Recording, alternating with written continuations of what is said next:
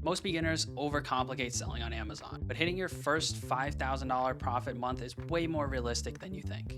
In this video, I'll walk you through the exact plan I would follow if I was to start all over again today.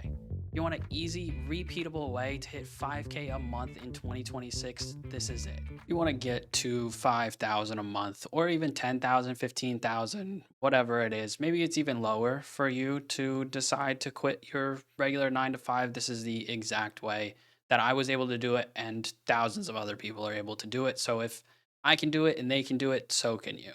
The first thing is going to be you're going to need to open up your Amazon seller account. You're going to want to go for this professional plan right here. The only real difference is that you're going to get charged on the individual 99 cents an item sold. So if you sell over 40 things every single month, so give or take one ish, two on some days, you're going to be paying more than you would right here. So you're just going to have to submit your personal information, whatever. You can sign up as an individual. You don't necessarily need a LLC or a company. The only reason you would need that is for business credit cards, which I have referenced in a lot of other videos. Just to rattle them off right here: Amex Blue Business Plus, Blue Business Cash, Chase Inc. Business, Chase Inc. Business Cash. Business Unlimited is the first one. Those are the top four cards that I would ever recommend to any beginner. And you can get them $0 annual fee, 0% interest for 12 months. It's a perfect setup to be able to start selling on Amazon. The two softwares that we're going to need initially to be able to sell products is going to be Keepa, which is our product analysis tool. And we'll see exactly how that works in a few minutes. It's going to be 19 euros a month, roughly around 20 to $22 US every single month. Very cheap. Then we've got SellerAmp, which is going to tell us our profit and do all the number calculations for us so we know if a product is actually profitable. We're going to probably, again, need to go for the higher priced one here at $30 a month. The only real difference between this is going to be the amount of lookups here. So if you're doing a certain amount of products every day to where you're going to get over 1,000 products just looked at, then you're going to need to upgrade. You can always start with this one once you hit the cap, then upgrade if you want to. That's going to be the only difference for beginners. If you're already new and you don't have this software, you do need it.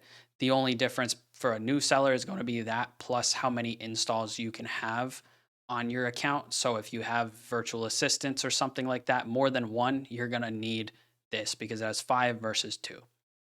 So right there, if we go with this plan right here, we're up to 50 with this plus Keepa and then $90 plus our Amazon account. That's all you need to get started if you're using credit for inventory. If you're not, you're going to need some cash to be able to pay for inventory, but I would again never recommend a new person put inventory on a personal credit card. It's just not a great idea. It affects your personal credit score. You will have to pay it off every single month because you're probably not going to have a 0% promotion. And it's just a lot easier to get the amount of money that we're looking for here if you're using somebody else's money and you're not capped off by how much money you actually have in your bank account. So, with all of that software stuff covered, we signed up for everything. We got Chrome extensions for these two softwares right here. You could just Google them, or for this one, it's right here on the page. Then you can Google the SellerAmp one because they do not have a link to it right on this same homepage, but it will show up when you're inside of your account. You're going to need the extensions because it's going to show up on these pages that we're going to look at. So, the first thing that we're going to do, if you're unfamiliar with Amazon, or if you are, Nike is not available to new sellers, but we are going to start with a Nike product here. So I'm just going to look up Nike. We could do Nike socks. They're a very popular product. The reason why we're starting with this, even though we can't sell it, is for a few reasons. For one, they're very popular products, so a lot of sellers will potentially be on these listings. And two, the sellers that are on the listings have been established for at least a year, if not 2 years. Because new sellers haven't been able to sell it for that long, that means that they've been around. They have figured out what works and what doesn't. So that's where our starting point would want to be. So we can look with SellerAmp here and we can see a couple of different things. We should be able to see the offers, which for some reason did not load here, but we're going to want to probably target products that have multiple offers on them, because that gives us more opportunities to then find products. Because essentially what we're doing here, and for whatever reason it doesn't want to load, we did see those boxes here that should load up for us, but for some reason it isn't right now. So we'll just open up a couple of these. The reason why we want more sellers on the listing and why we're even looking at products like this to begin with is because the way that we find products is through other people. We don't just guess, say that this product is going to sell and just make the assumption. We want to actually back it up with data. And so we want to find products that other people are selling, because if they're selling it, so can we. We just have to be able to make the products good. And what we're going to see is SellerAmp popped up right here. This is what I was talking about for the offer. So this isn't a very good product to start with because it's only Amazon on it and then one other person. So it doesn't give us many opportunities. So we'll move on to the next one, which this one has more. So we've got 5 people that are selling it through the warehouses that Amazon fulfills, and then 3 people that are selling it on their own, fulfilling their own orders. So that's total of 8 different people there. That's a good start. And then this is even better. So we've got 18 and 9, so 27 in total. So what we're going to do is we're going to scroll down and we're going to see this panel here where we've got different sellers. That's what these logos are. What we're looking for here is 1, their review count, and 2, their rating. So inside of this black box, we can see that this guy's got 4 stars, 297 reviews. That's pretty decent. This guy, on the other hand, 2.5 stars, 164 reviews. That's not very good. So I would want to avoid this. What we're really looking for in a minimum here is, my own preference, is around 4 stars or up. So at least 4 stars and then at least 30 different reviews, because that just means that they're going to be around for longer. They're going to have figured out what works and what doesn't. So this is a very good example here. And so is this one, 35, 5 stars, 271, 88 here. And then the rest are not too great. So this is a part of SellerAmp here. What we're going to look for is these brands inside of here and see, are any of them stuff that we recognized? Are any of them ones that we can sell? So Nike is a no. I don't recognize any of these. I do know Schilling, but none of these here. Adidas, new people can't sell either. So this probably isn't a great starting point for new beginners. Neither is this one. Not too many options here. And then all Nike. And then we've got some in here. So what we can do with this page, since nobody has really seen this, if you're just starting out, you could filter by different brands. Say I wanted to see all Nike products, I would see all Nike products here. If I wanted to see all Adidas products, I would click on Adidas and it'll change it to the Adidas products.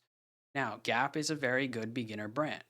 There's not many on here, so not really a great place to start.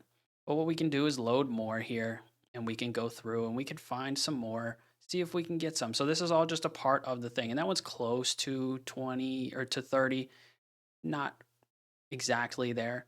You can always go a little underneath if you want to. It just hasn't really worked that well in the past, for me at least.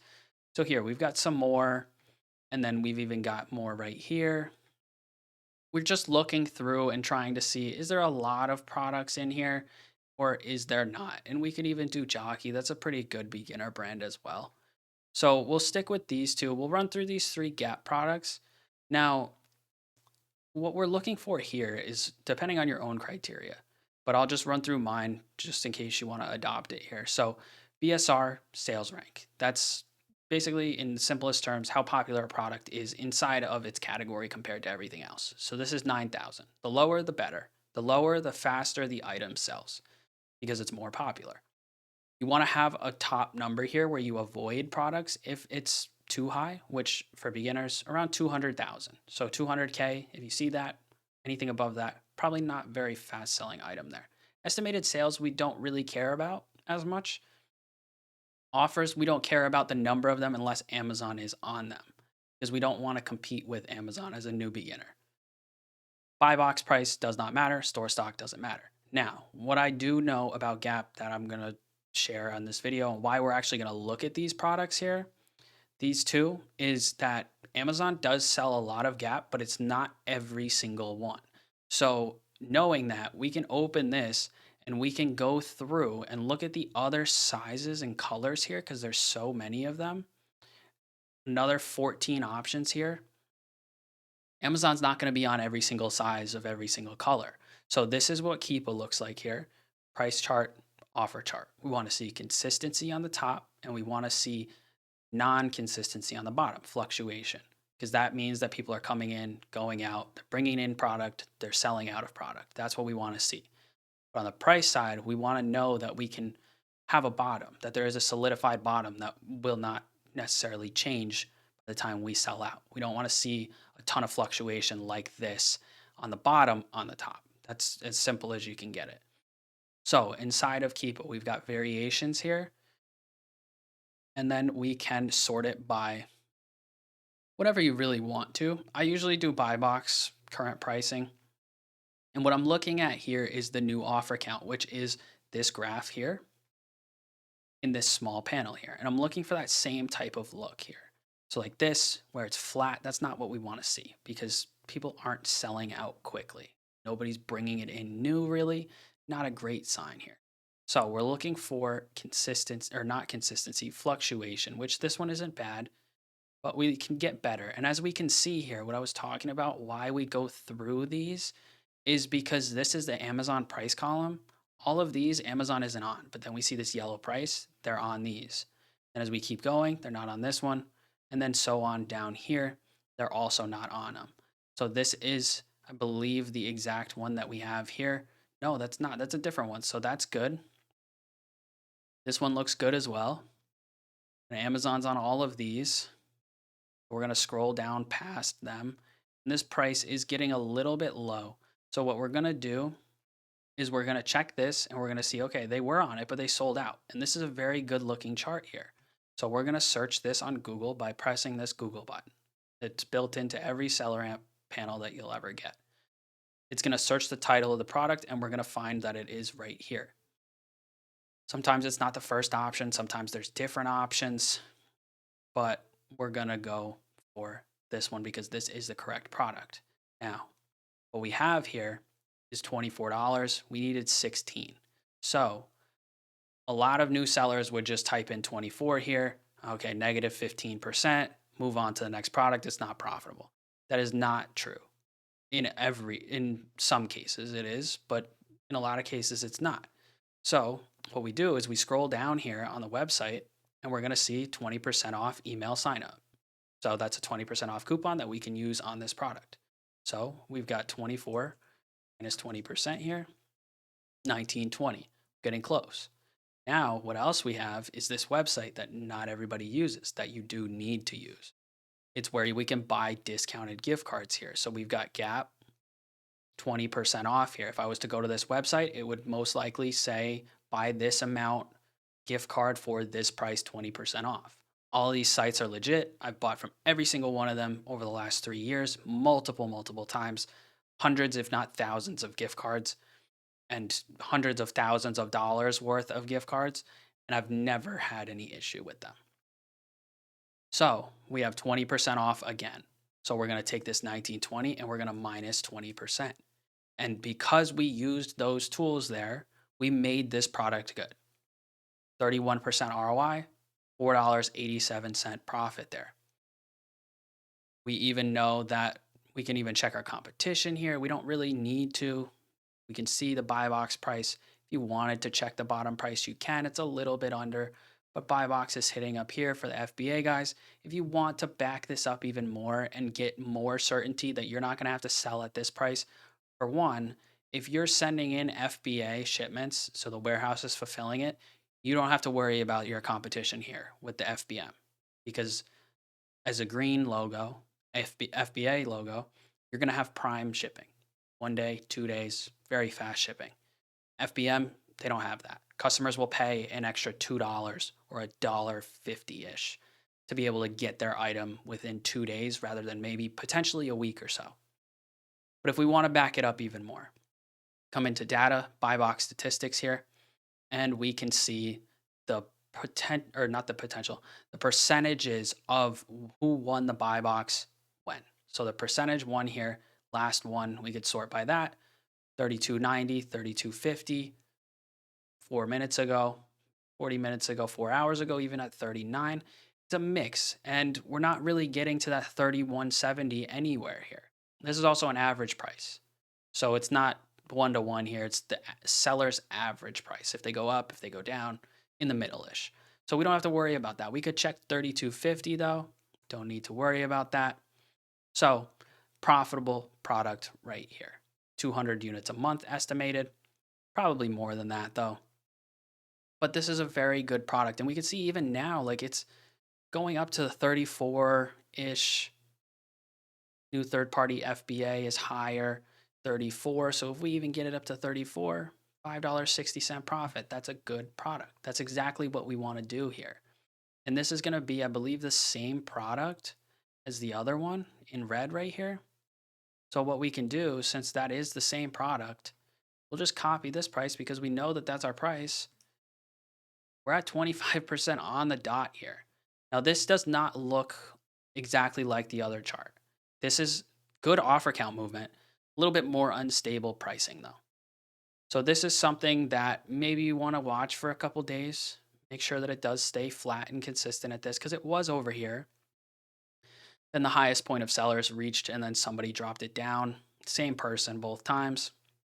Maybe they sold out and then that's why we're seeing price go back up.